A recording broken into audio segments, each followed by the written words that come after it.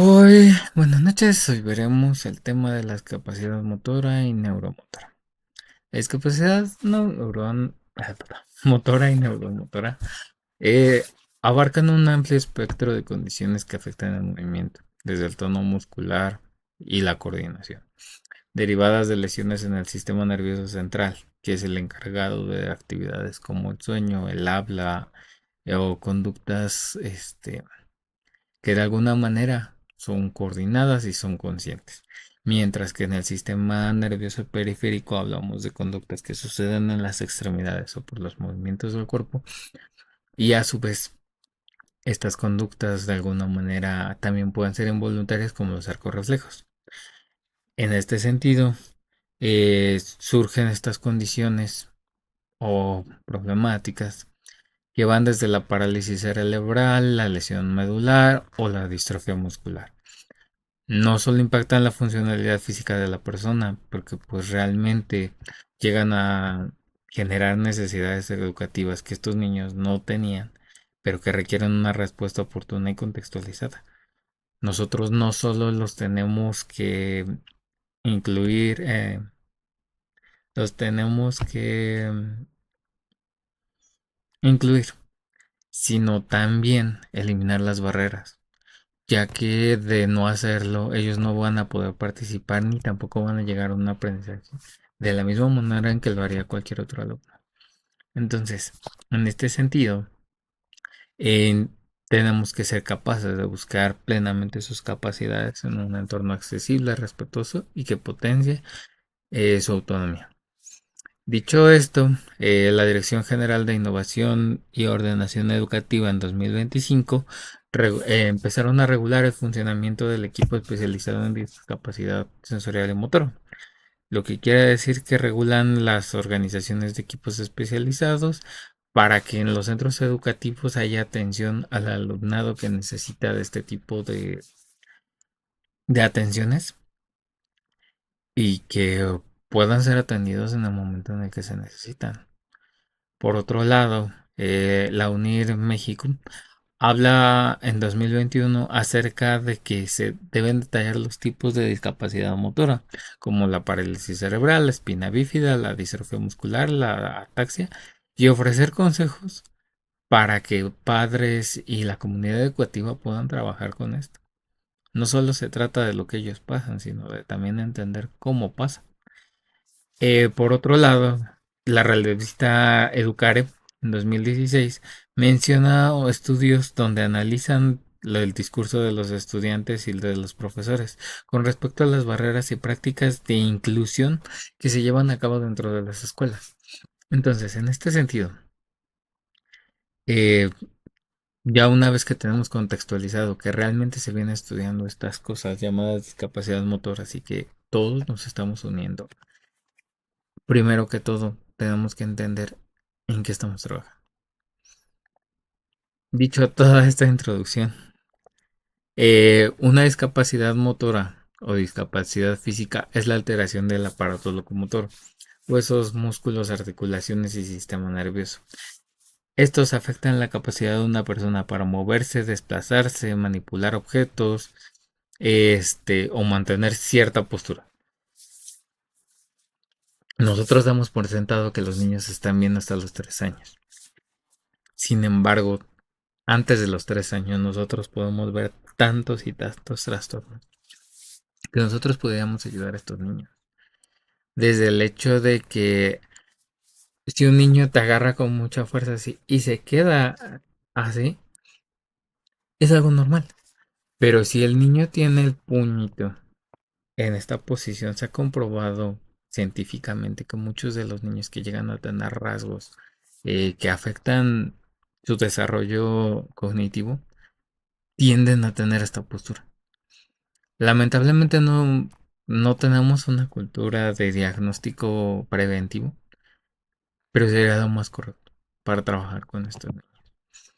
Entonces, una vez entendido eso, vamos a empezar a leer la clasificación. En este caso, iniciaremos con la parálisis cerebral. Es un trastorno del tono muscular y del movimiento debido a una lesión cerebral.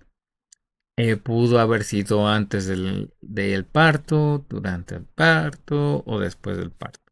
Ya que como ustedes se han dado cuenta o quizá no lo han notado, las mamás tienden a tener más exposición a este tipo de problemas. Hay unas cosas que se llaman forceps, que son una especie de tenaza con las que se saca el niño, se tiene su cráneo y se saca. Y estas, si se utiliza demasiada presión, pueden llegar a dañar. Eso hablando de lo perinatal, de lo postnatal, las mismas infecciones y demás, y de lo prenatal, el hecho de que la mamá haya pasado por desnutrición o alguna condición que no permitirá el desarrollo adecuado del infante, por mencionar algunas.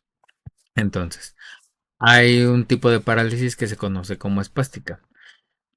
Imagínate que tu mano no pudieras mover tus dedos ni tu muñeca. Y entonces tuvieras una especie de movimiento así. Como cuando nosotros vamos maniquís. Exacto. Entonces, que tú tuvieras un brazo de maniquí. Intenta escribir en el escritorio de tu computadora. No se puede. Porque nosotros necesitamos esto.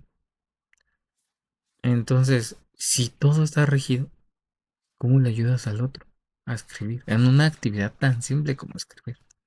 Por otro lado, la parálisis atetósica son movimientos involuntarios lentos. Tú estás escribiendo, la niña tiene un vestido rosa y de repente llega el movimiento, movimiento. La niña tiene. Y como si el movimiento llegara. Ahorita soy un poco más específico, puesto que de alguna manera coordino también mi voz con esto. Pero es entender que pues, los niños pasan cosas y es la única forma en que nosotros podemos entender. ¿Ok? Atáxica. Cuando tú vas caminando por la calle, seguramente te has ido por la orilla de la banqueta y has intentado mantener el equilibrio. Esto, cuando tú sientes que te vas a caer, cuando tú sientes que no caminas bien, eso les pasa a ellos, pero todo el tiempo, en toda su caminata. Y entonces, ¿cómo poder controlar estas condiciones?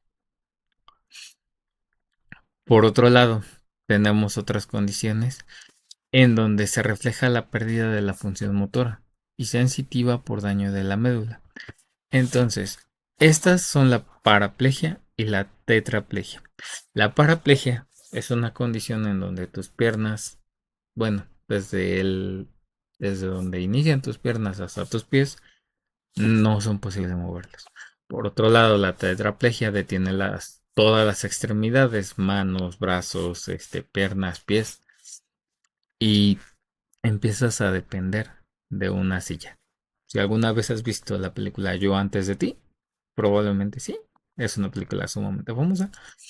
eh, Podrás notar esta condición más fácilmente. Por otro lado, también existen enfermedades como la atrofia muscular, en donde hay una enfermedad degenerativa que va debilitando los músculos progresivamente. Esto provoca dificultad para subir escaleras, levantarse del suelo en etapas avanzadas para respirar y sostener la cabeza. Entonces, dicho lo anterior, aquí te presento de alguna manera el- las conexiones del sistema nervioso periférico, desde la cervical, la torácica, la lumbar y la sacro. No necesito que te aprendas todas estas. Lo que necesito es que entiendas. Desde la lumbar y la sacro, esta solo puedes llegar a sentir un adormecimiento en las extremidades o cierto cosquilleo o demás cuando ésta se bloquea. Sin embargo, en la torácica y en la cervical, si hay parálisis permanente. Y entonces cuando nosotros recibimos un impacto en estas partes, es inevitable saber por qué la persona pudiera estar dañada o por qué el niño va a recibir una lesión que él no pidió. Ahora, por otro lado, dentro de las atrofias musculares, como te podrás dar cuenta, em, aquí el niño de alguna manera es afectado por los mismos músculos. Si te das cuenta en la imagen 3 del lado izquierdo, se puede ver cómo el estómago se hace hacia adelante. Y en la imagen 4 cómo el pie se mete hacia adentro. Seguramente cuando has ido caminando, además has visto niños que de alguna manera se les mete el pie o que van caminando como si inflaran el estómago. Estas condiciones no son propias de ellos. Es la misma atrofia muscular la que no les permite eh, que sus músculos se desarrollen de forma correcta. Por otro lado, la espina bífida es una malformación congénita de la columna y puede causar hidrocefalia, alteración en esfínteres y debilidad en los miembros inferiores. Para poder entender esto, imagínate que en tu columna se forma una especie de burbuja. Ahí, así. Y esta